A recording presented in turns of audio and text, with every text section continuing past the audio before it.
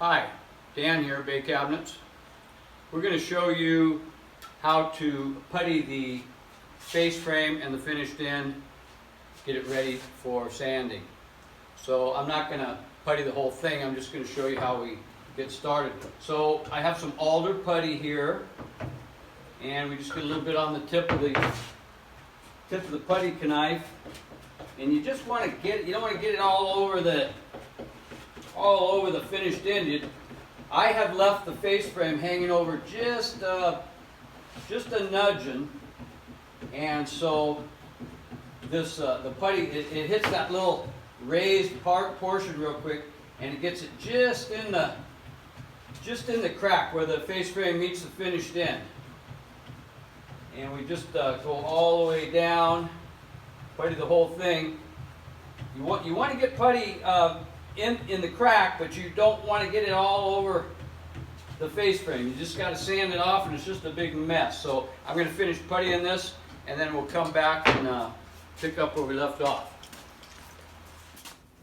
Okay, so we got our finished end puttied, ready to route and sand. I've sealed the top of this. This stuff dries pretty quick, but you want to make sure it's good and dry. This is a FAM wood filler, works pretty good, dries quick, matches the wood pretty good. So we're going to set that down. I'm going to get this in position for routing and sanding. There we go. So I'm going to get set up with my router, and we'll show you that process. Okay, so these little routers are pretty loud, so you want to wear ear protection, and you don't want to be breathing this dust from the putty either. So make sure you have lung protection and ear protection. So here we go. This is hanging over slightly. This is a flush cutter. Be real careful. It's got an open blade, so you want to be real careful with that. I'm going to lay it flat on here, and I'm going to take one pass all the way down.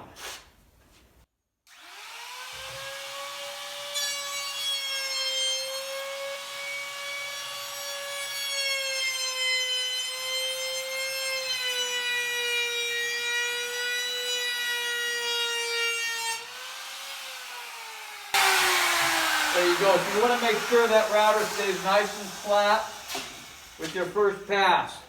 I hold it down very carefully, keep my fingers away from that blade. Okay, then you want to take your sand block and get rid of a little bit of the putty. It's already pretty nice, but I like to take one more pass. So here we go. Make sure your cord, you don't want to trip over your cord.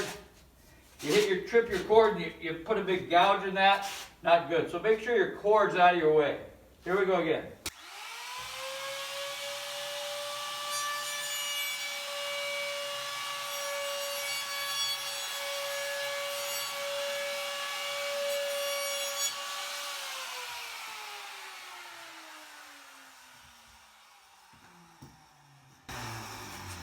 You can't hear so well, so you want to make sure that's off.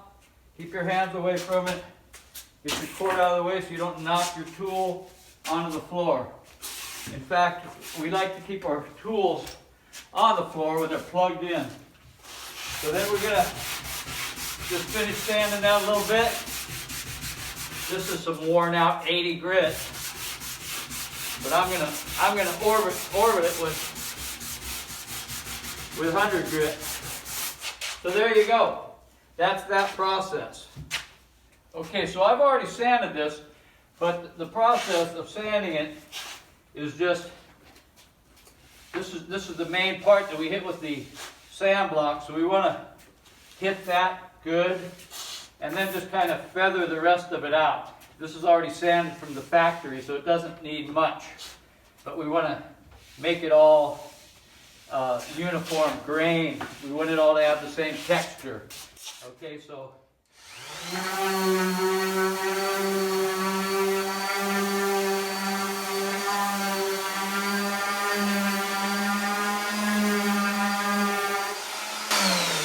this is an orbital sander. but you still always want to go with the grain when you can. Okay, so there's that process. Now we're going to do the face frame, but I'm going to switch to 80 grit because this has gone through a wide belt sander and it has a little bit of cross grain on here.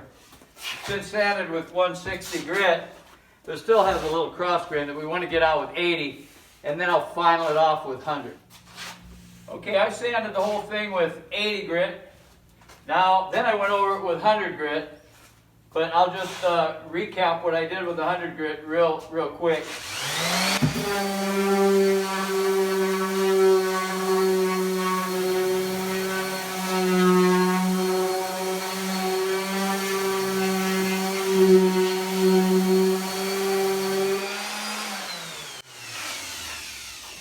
Okay, so the finished end's been orbited with 100.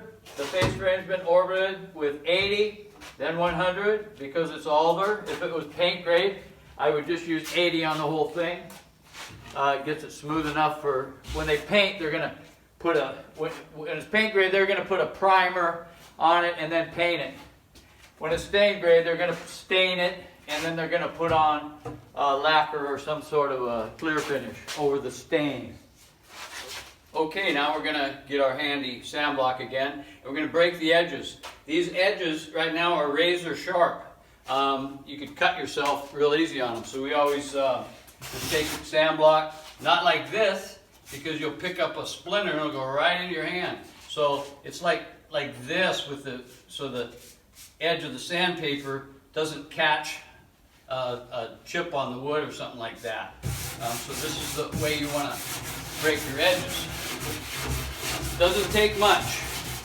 This alder is considered a hardwood, but it's one of the softer hardwoods. Just go around and break all the edges. Puts it nice, can't cut you now. Bottom of the finished end, kind of break the edge. Middle rail, break the edge. Finished in style, top rail, your wall in style.